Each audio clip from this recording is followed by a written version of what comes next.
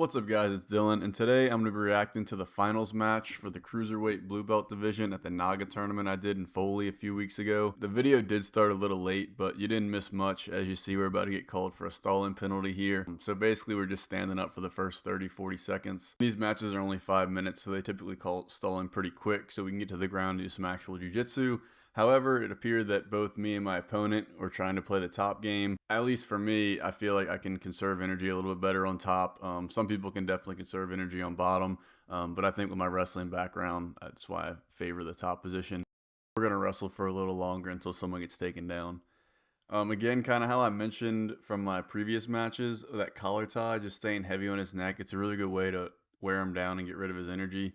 Eventually, I get that underhook and kind of turn him over and end up in side control. So at this point, I'm feeling pretty good. Middle of the mat, only about a minute in or minute and a half in, and side control, one of my best positions. I'm going to try to pass to mount here, most likely, by taking my knee over the top. But unfortunately, see, I was kind of sloppy there. He was able to regard because my knee was a little too loosened in the air. Ideally, you want to keep that like tight on his hip and just flip it right over, like put the shin across the belly button kind of situation, and then it makes it pretty easy to advance the mount from there. So now I'm in a half guard position. You can see he's got one leg around me, so I'm a little bit better.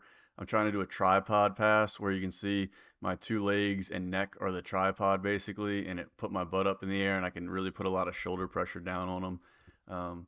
It looks like I got through maybe in quarter guard here. Either I'm in mount or quarter guard. He might still have my ankle between his legs, but basically I'm trying to isolate that arm and apply a ton of pressure. It's making it hard to breathe. It's kind of like a suffocation type submission. He's just breathing into like my gi and chest, so it's hard to breathe for sure. I'm definitely winning the energy exchange at this point, and this is where I wanted to be. So in a top dominant full mount, definitely way ahead on points at this point, having the takedown and the positional control.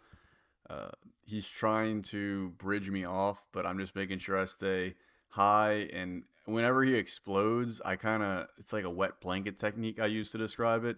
Uh, or like a weighted blanket, It's like I'm heavy, but I'm not really applying a ton of pressure. I just have my weight on top of him.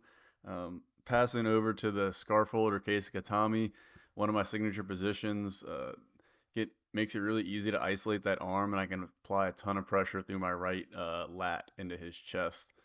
Unfortunately, he does a good job right there recollecting that ankle, so I use my left foot to try to kick my other ankle free. It's a good little trick you can use. So he gets me back in his close guard at this point. I'm ahead a ton on points, so I'm not too worried about, making a move at this point. It's really just making sure I don't get submitted from his close guard. Obviously, he's got arm bars from here. Triangles is another possibility. So I'm just protecting my neck. One way I like to try to get out of close guard is you see I have both of my arms or hands kind of like under his armpits. That's like a good kind of spot to push off of to try to push out of the legs.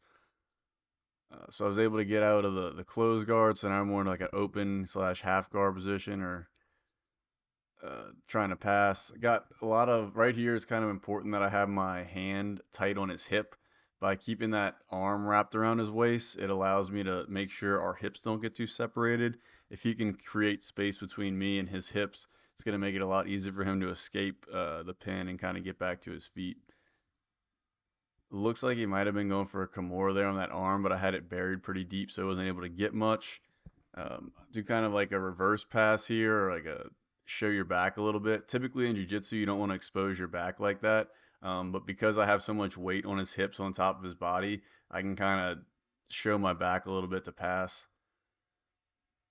So back to well, I guess he still got my leg in, so half guard, not back to full guard. But again, at this point, the match is pretty much winding down, so just making sure it doesn't get me with anything like that, with a triangle or something. I think there's only like maybe a couple seconds left, but that's going to be about it for the finals match. So I was able to take gold in my division. I also did the open weight class, which I'll be uploading those videos soon, so hopefully you enjoyed. Have a good day.